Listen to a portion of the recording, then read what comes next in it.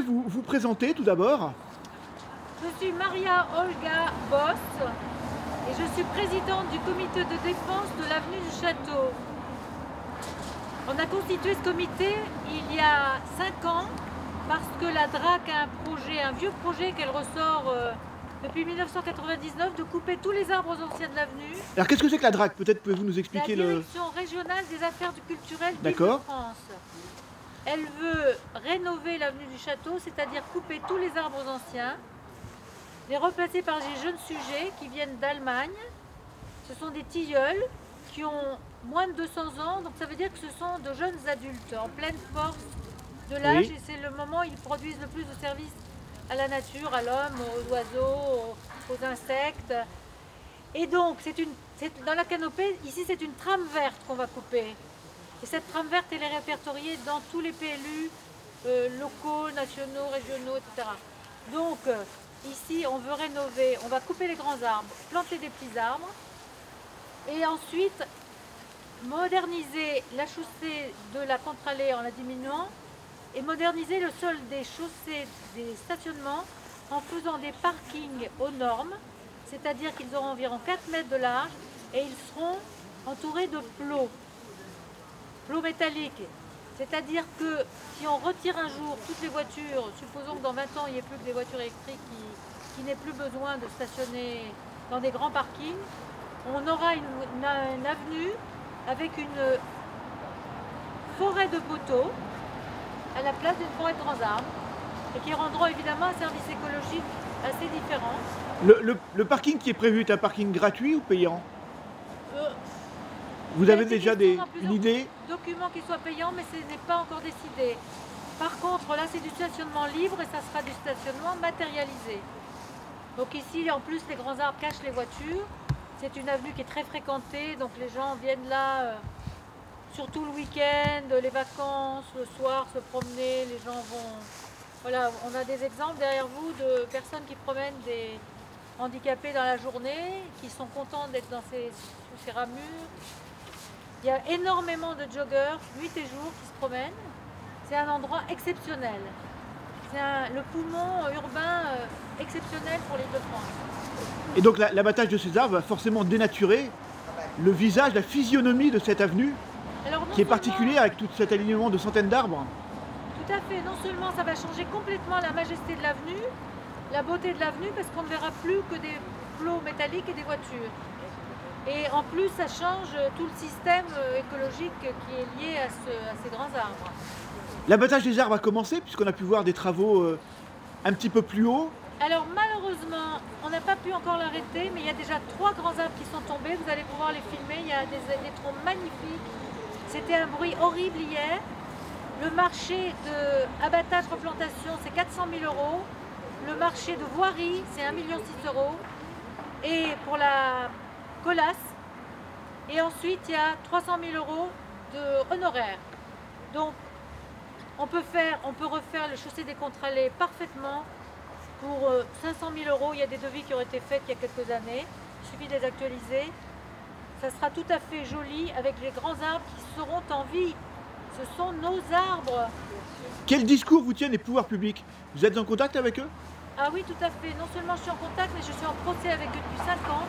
Moi, mon association, nous sommes au Conseil d'État. La DRAC passe outre, c'est-à-dire qu'ils veulent faire les travaux avant que le Conseil d'État ait pu se prononcer. On dit qu'en référé, on a gagné pour erreur manifeste d'appréciation. Bon. Après, on a perdu pour des différences de points de droit. Voilà, donc on est au Conseil d'État. Et la DRAC nous répond que c'est un monument historique. Le sous-directeur, M. Lanuy, m'a dit qu'il était chez lui, qu'il faisait ce qu'il voulait chez lui. J'ai répondu que les arbres n'appartenaient pas à la DRAC, ils appartenaient à la planète et qu'on ferait tout pour les défendre. Il a rétorqué que j'aurais affaire à la justice. Voilà, j'assume. Vous craignez que les pouvoirs publics requièrent l'usage de la force pour vous déloger? Il y avait 2 voitures de police hier, il y avait les renseignements généraux, il y avait 10 policiers, on a des photos, et ils ont évacué la zone de force, il y a une dame qui a été traînée par terre parce qu'elle s'accrochait à un arbre. Il n'y a que moi qui n'ont pas délogé parce que j'étais perchée. Vous êtes prête à rester combien de temps dans cet arbre ou dans un autre d'ailleurs? Eh bien, je suis prête à rester aussi longtemps qu'il le faudra pour qu'ils comprennent que ni les Meudonnais, ni les Franciliens, ni personne au monde ne veut tuer des grands arbres comme ça, en pleine COP 21. Justement, c'est ce que j'allais vous demander, à l'approche de la COP 21, vous avez un message particulier à passer aux puissants, entre guillemets, qui risquent de voir ces images? Mais en pleine COP 21, on ne projette pas des arbres virtuels sur la Tour Eiffel, on sauve nos arbres qui sont là, qui sont beaux, qui sont irremplaçables. Ils tiennent la terre, ils drainent le sol, ils fournissent une ombre extraordinaire, une senteur merveilleuse, ils captent le CO2, ils fabriquent de l'oxygène. Enfin, on est en 2015. On n'est pas au Moyen-Âge, on sait ce que c'est qu'un arbre. Par contre, la différence, c'est qu'en 4 minutes, un arbre, il est coupé, il est par terre dans un grand fracas, mais il ne hurle pas. Voilà. Est-ce que vous êtes soutenu par notamment des écologistes, des personnalités qui se saisissent de votre action pour venir vous soutenir? Est-ce que vous en avez vu ou vous vous sentez un petit peu seul perché dans votre arbre? Alors, on a les écologistes locaux qui sont là, qui essayent de mobiliser les écologistes à l'échelon national, qui viennent petit à petit s'intéresser à nous. Et on a autrement les Meudonnais, alors on a un élu du Parti Socialiste qui nous soutient, mais c'est surtout les Meudonnais qui nous soutiennent. On a 14 000 signatures de pétitions en ligne, on a des pétitions papier, voilà. Ça prend forme, on a un grand relais sur la page Facebook, on a des signatures de pétitions papier qu'on va porter demain au maire. Mais bon, le maire estime que c'est un cadeau fait aux Meudonnais d'avoir une belle chaussée avec des petits arbres. Voilà. Mais il faudrait le prendre en train de le promener. Alors,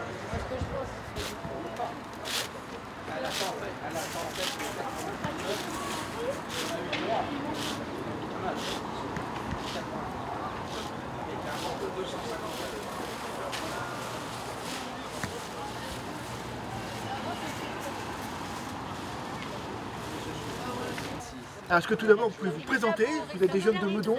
Oui, c'est ça. Je m'appelle Nicolas, je suis en terminale S au lycée Rabelais. Et moi, je m'appelle Maximilien, je suis en terminale S aussi à Rabelais. Alors, pourquoi venez-vous ici cet après-midi?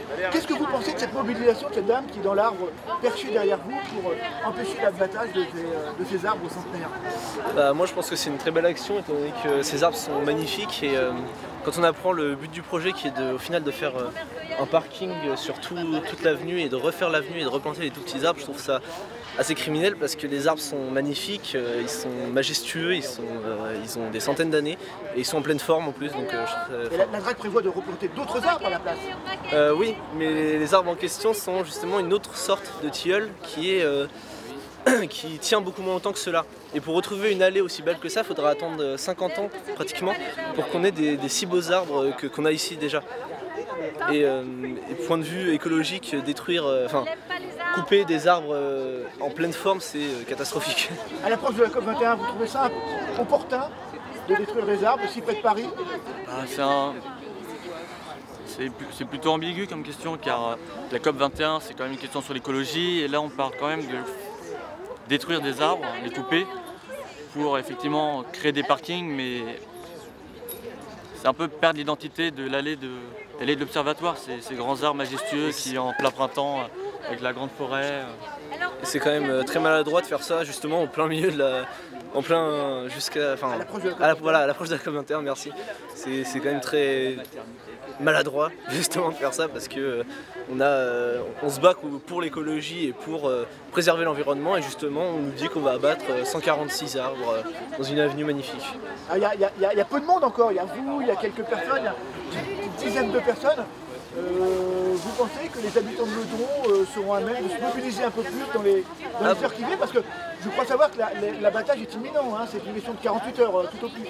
Ah oui, oui c'est ça, mais on avait déjà milité le week-end dernier pour que les gens signent une pétition. On a eu à peu près 1000 signatures et 250 lettres qui ont été envoyées et signées par les personnes de Meudon qui ont été envoyées au maire. Et la mobilisation se fait parce que par exemple hier soir on était déjà beaucoup plus, on était une petite trentaine ici à soutenir la personne dans l'arbre et il y a moyen que ça se fasse étant donné qu'on va mobiliser les gens, faire un maximum de bruit pour que ça se sache parce que la plupart des gens quand on militait pour ça, la plupart des gens ne savaient pas que ça allait arriver en fait. Et c'est quand même assez affligeant de se dire que ça a été caché, ce projet a été caché pendant assez longtemps. Jusqu'à ce que ça se fasse au final.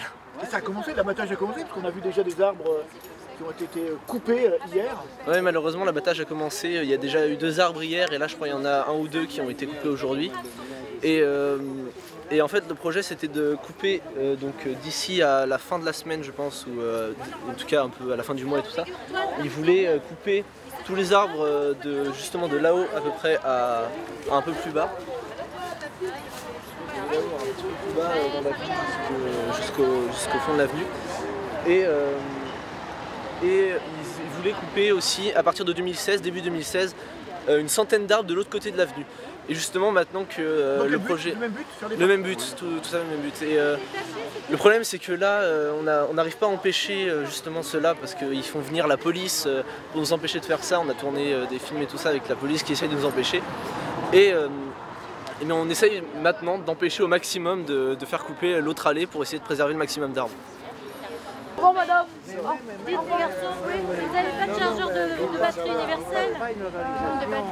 Oui c'est vrai, t'as raison. Mon iPhone. C'est vrai. Sinon moi j'en ai pas. Merci.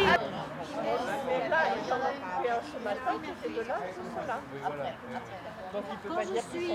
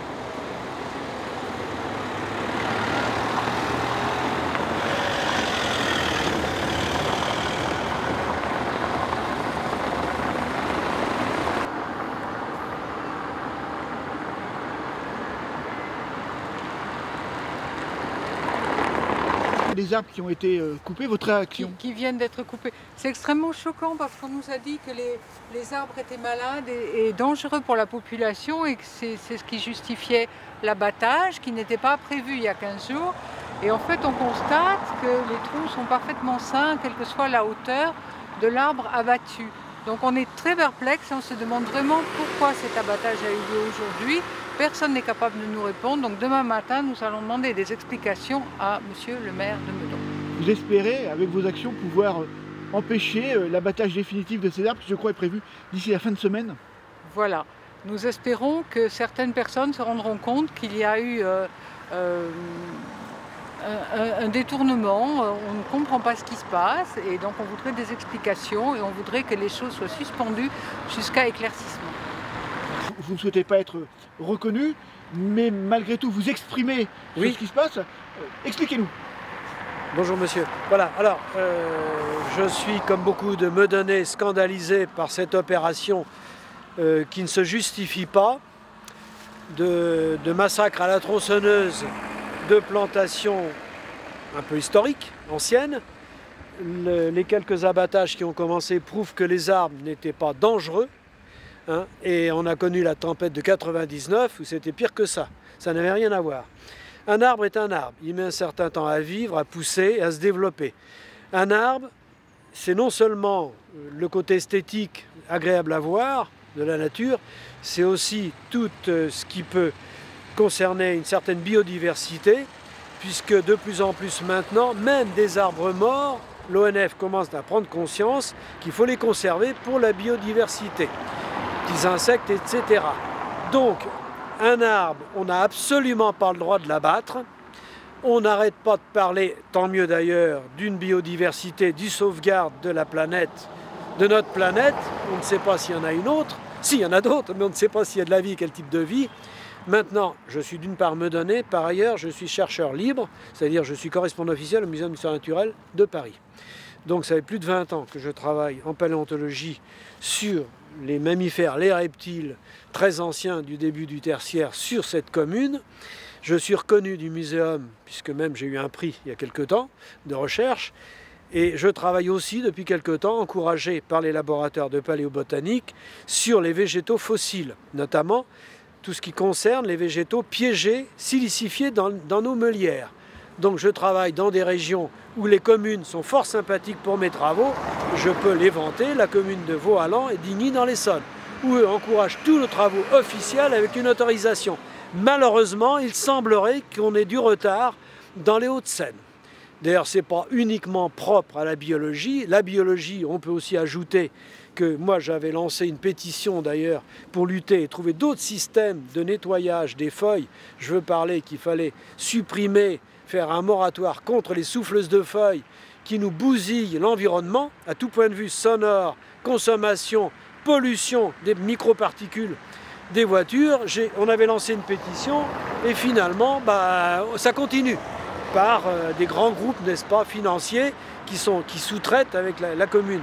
Donc il est vrai que c'est honteux, en plus sur une avenue célèbre, cette avenue qui avait renfermé une allée préhistorique au-dessus, là, autrefois, qui a été fouillée, dont il y a un faux dolmen au-dessus, vous connaissez l'histoire. Cette allée, même si du temps du dauphin, c'était pas tout à fait la trajectoire, c'était derrière, néanmoins cette allée est célèbre.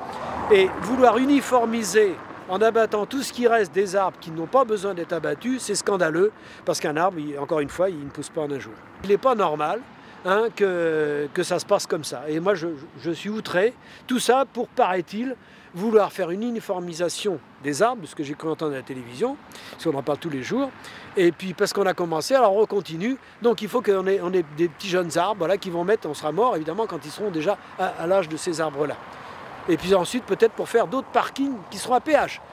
Bon, ça, c'est un autre problème. C'est la question que j'allais vous poser. Ah, voilà. En général, dans ce genre de choses, est-ce qu'il n'y a pas un grand groupe derrière qui veut des parkings payants? Mais c'est certain. Pas ça le but quand même. J'en suis convaincu, cher monsieur. J'en suis convaincu, oui.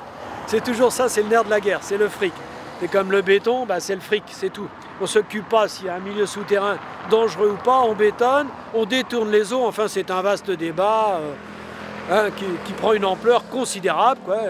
Voilà, mais il n'y a pas que les arbres. C'est ça que moi j'avais joint l'association, j'avais mis ma griffe là-dessus en disant ce que je pensais. Il y a aussi, maintenant c'est un peu calmé, mais on pulvérisait des tas de produits sur les arbres pour soi-disant traiter les arbres. Ça veut dire qu'on détruit probablement les insectes et toute la chaîne qui s'ensuit. Voilà. Donc l'intérêt de l'écologie s'arrête là où commence l'intérêt du système financier. En fait. Exactement. Exactement. Merci beaucoup. Et vous savez qu'on détruit. Alors à la veille de ces grandes réunions au sommet, dont on ne parlera jamais, des souffleuses de feuilles, alors qu'il y a d'autres méthodes. La ville, effectivement, je crois maintenant, a mis des engins électriques, mais pourquoi d'autres groupes qui sous-traitent avec la ville continuent les souffleuses de feuilles infernales? Et c'est nous qui payons tout ça quelque part, par nos impôts, forcément, et la pollution. Alors ça, c'est pas normal. Alors, où on est en vraie démocratie, on a le droit de s'exprimer, et à ce moment-là, il faudrait peut-être que les scientifiques soient un petit peu plus écoutés. Vous voyez, je crois que je appartiens au monde scientifique un petit peu, en plus je suis très fier d'être bénévole. Je suis correspondant officiel par nomination. Donc je représente le muséum et un peu le monde de la science quelque part, tant des végétaux que... Voilà.